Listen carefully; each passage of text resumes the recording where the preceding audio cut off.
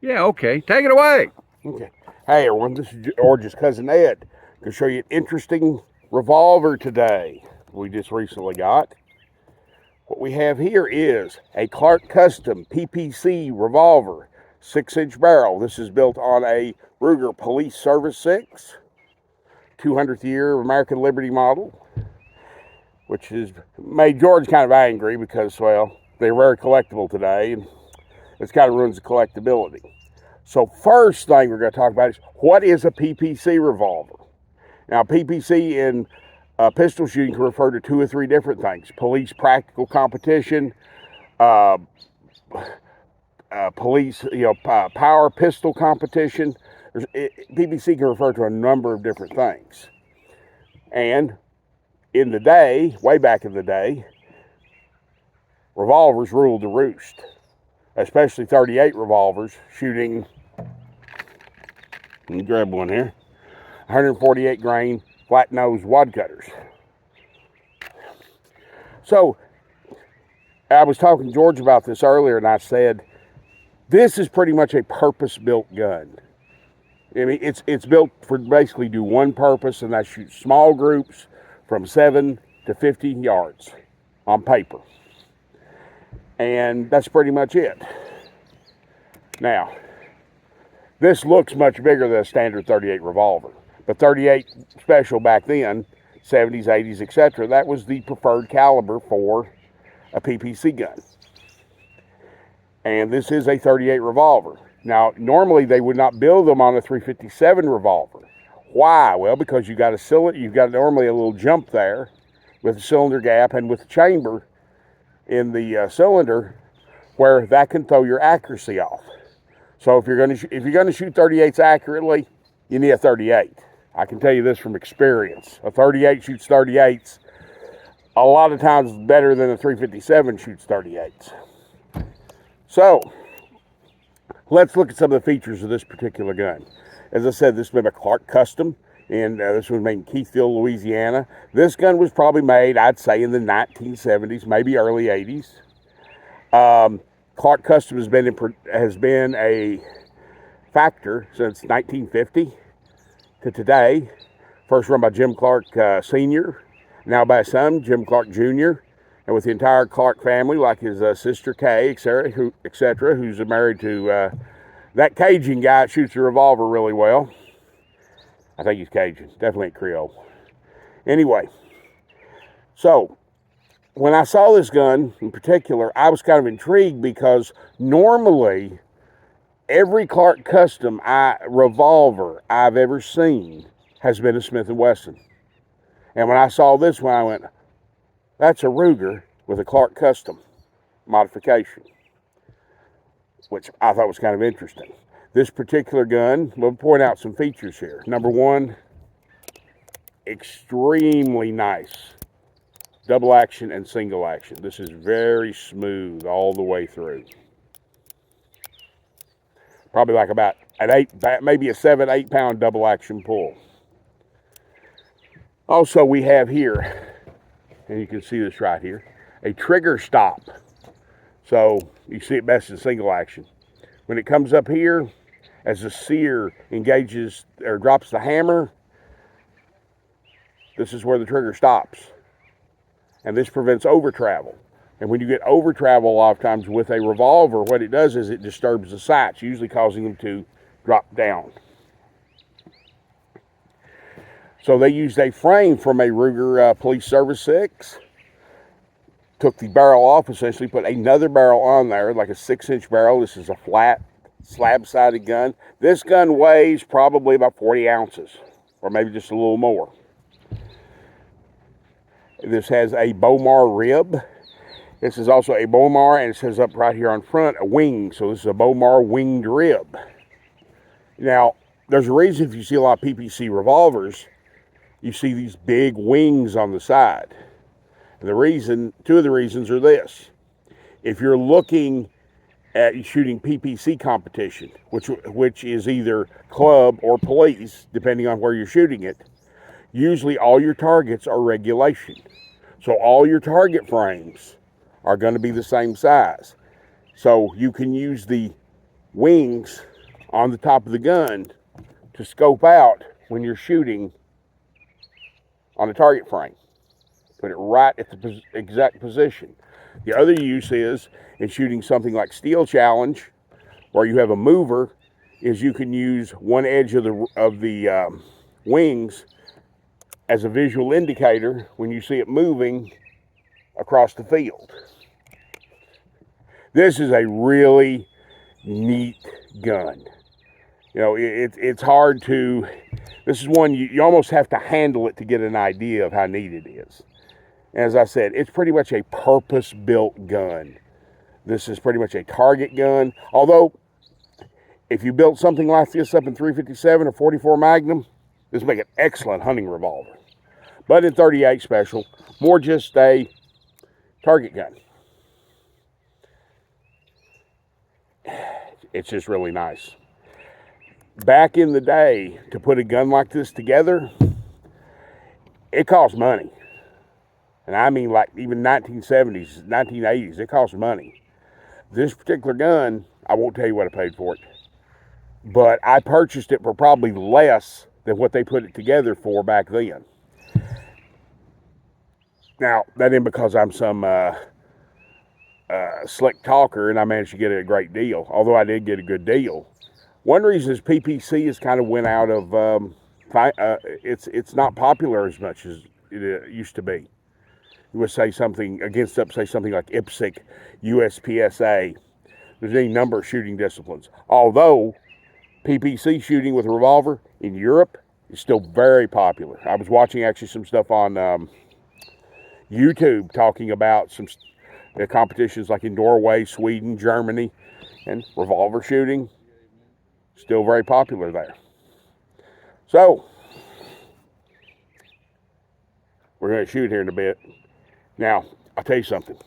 George has never mentioned it to you. George has shot a decent amount of PPC. I'll let him go over his credentials with you here in a minute. But we'll see what we can do with it. Because this is a gun that will embarrass you. Unless you're really shooting at the top of your form. You're talking about me? Can I come shoot the gun? You can come shoot it, yes. I was telling them that you have a pretty good amount of PPC top shooting. Well, I used to have a lot of trophies and stuff before my ex-wife threw them all in the trash. So, I think you will enjoy shooting this then. East Squad 540 channel resident historian. Oh, Lord.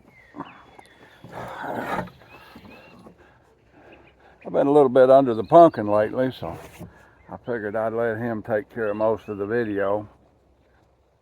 So I got old Rifle Zero target up down there. It's all I could find. And, but yeah, I used to shoot PPC all the time. I always shot stock gun.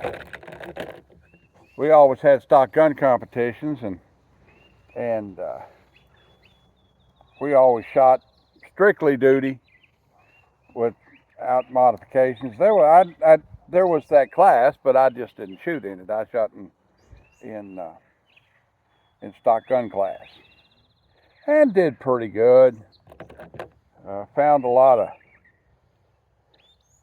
of little ins and outs and things that you can do to help you with your marksmanship. Cleaning that gun after every set, that's pretty important. You know those little grommets that you get, stick-on grommets you put on paper to reinforce the pages in a spiral-bound notebook? Get one of them, put it right in the middle of your eyeglasses or safety glasses. It gives you a peep sight to use. It works pretty good. All right, single action on a 15-yard target. We're going to give it a little shot here and see if I can hit anything with it.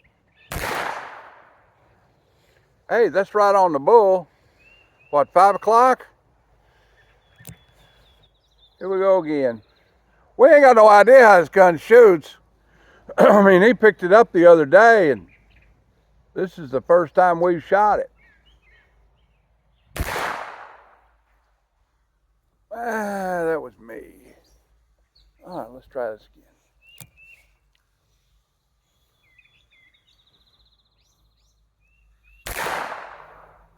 Those are a little hot for 38s.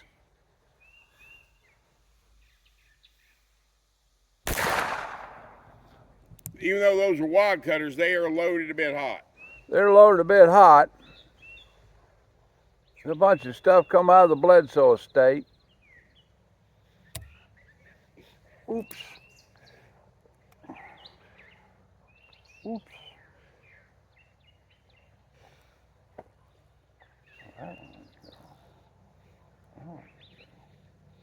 I had a snap in there someplace.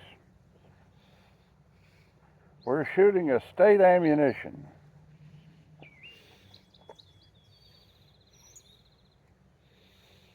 Well, if there's a dud in there, I can't find it.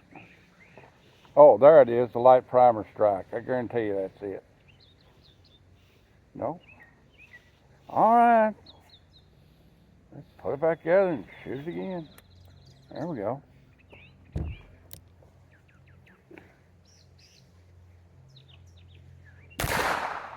This gun shoots really good.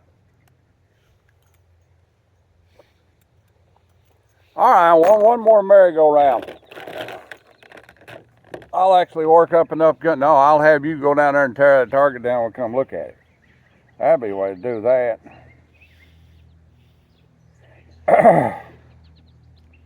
Many of you just recently viewed the post that I put up about why I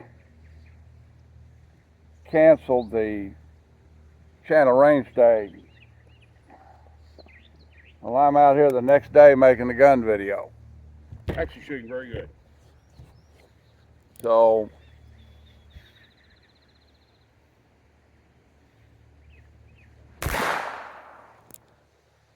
well, I'm all over the place like a mad woman's underclothes can fly. You're doing good.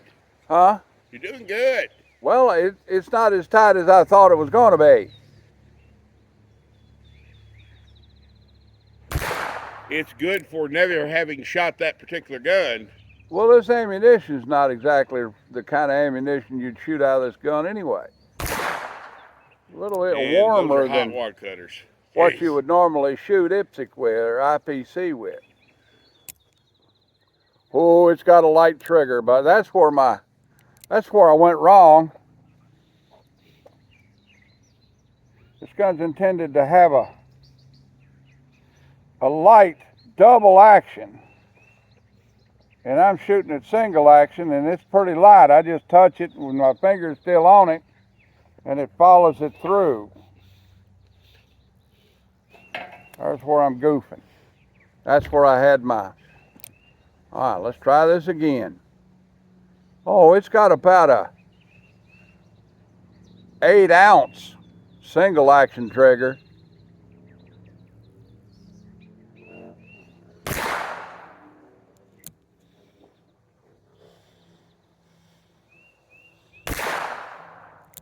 This is a tack driver right here.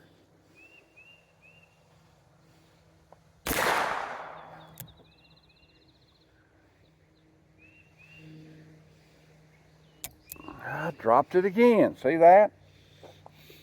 I thought you were empty. Could be. Could be empty. Yeah, it is. Look at that.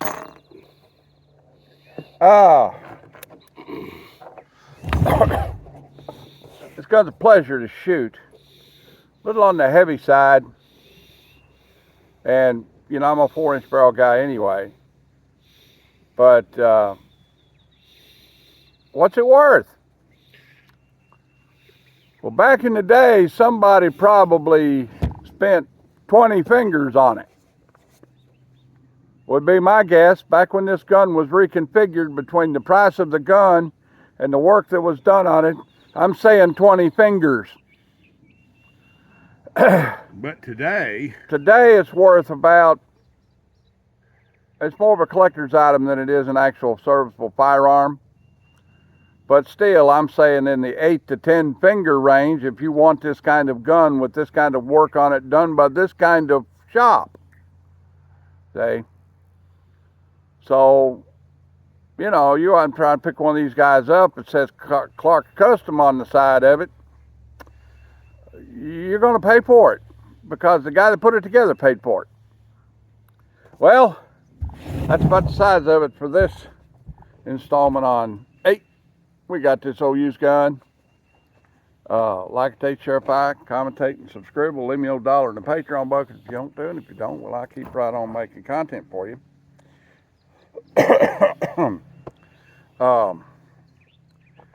God bless America. God bless each and every one of us.